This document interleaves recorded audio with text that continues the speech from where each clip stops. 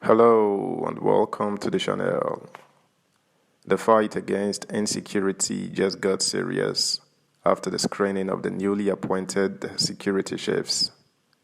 Insecurity has been a major challenge in the country dating to many years now, especially since the advent of democracy.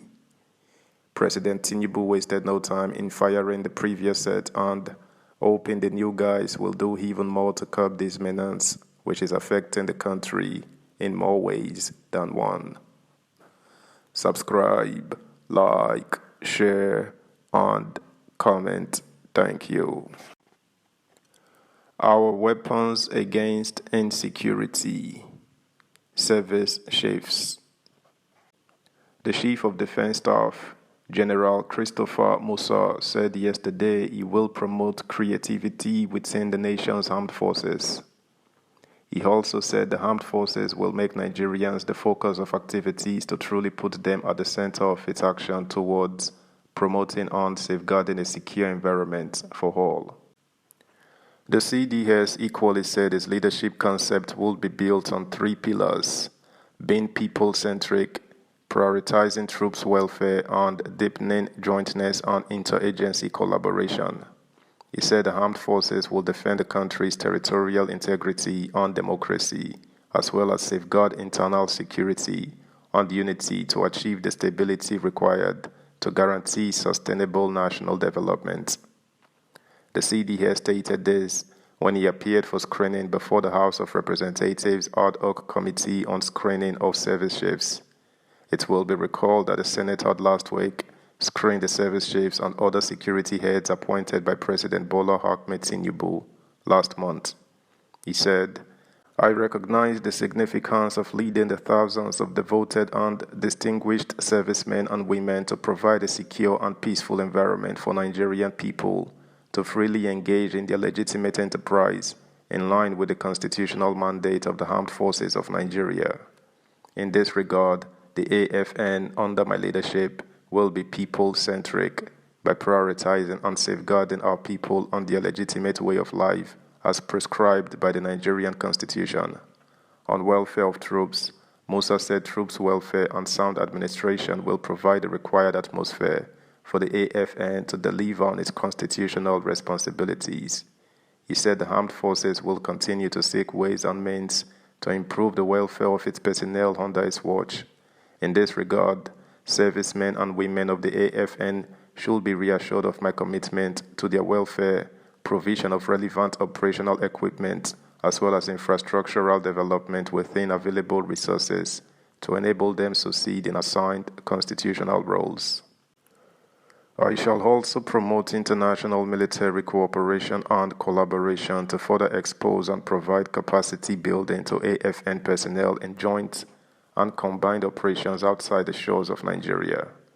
This measure is required to consolidate on AFN welfare priorities in order to effectively deploy, fight, and win our nation's wars by providing ready, prompt, and sustained land, sea, and air dominance by the AFN across traditional as well as asymmetric conflict settings as part of a joint force, he said. Speaking also at the screening, the Chief of Army Staff, Major General Taoreed Lagbaja, said the Nigerian Army remains the most misunderstood, complex, and challenged component of the Nigerian Armed Forces. According to him, security challenges in the last 2 decades have made governance more challenging and that it has disrupted developmental progress in the country. Lagbaja said, "I consider my nomination as a call to higher responsibilities, and I am determined not to betray the trust and confidence reposed in me. It is an open secret that our country has faced a challenging security environment in the last 2 decades. It has impacted adversely on our social, economic, and political lives. The episodic crises of the past have now become enduring, thereby making governance and the rule of law more challenging for successive administrations. Today's painful reality is that insecurity has distressed our developmental plans and aspirations for a strong, prosperous, globally competitive, and influential nation. Never in recent time is the requirement for proactive, adaptive, and inclusive leadership more needed the Nigeria security environment of today. These requirements are what I intend to do as the OAS if confirmed. I am mindful that the Nigerian Army, which I am being screened to lead, is a crucial component of our military instrument of national power. It is not only the largest, but the most complex, most geographically spread, most sought after during crisis, and often most misunderstood.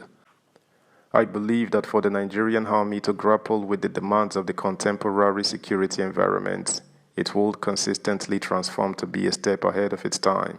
For this reason, I conceptualize my philosophy of command as to transform the Nigerian Army into a well-trained, equipped, and highly motivated force towards achieving our constitutional responsibilities within a joint environment. I intend to partner with the National Assembly and other stakeholders in achieving this command philosophy. Subscribe, like, share, comment, and please turn the notification bell on. Thank you. Speaking earlier at the meeting, the chairman of the committee, Babajimi Benson, said for more than 16 years, Nigeria had witnessed diverse and unprecedented level of insecurity, in which the armed forces of Nigeria had been fully involved, prompting the launch of several theaters of operations and exercises, as well as providing support for tackling several domestic security challenges. The House of Representatives is delighted with the successes recorded so far, especially in the last 1 year. We acknowledge these robust achievements, which is a proof of the level of professionalism often displayed by our military in the discharge of their duties.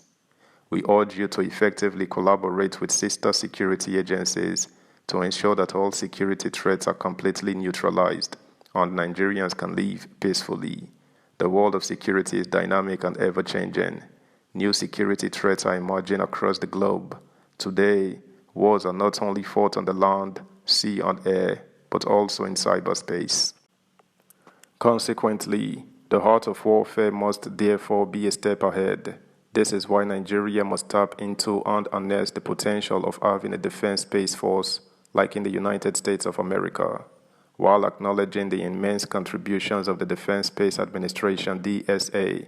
There is a need for a full-fledged defense space force to adequately handle potential threats from cyberspace and provide intelligence support to other services, the lawmaker said. That's the news, guys. Thanks for listening.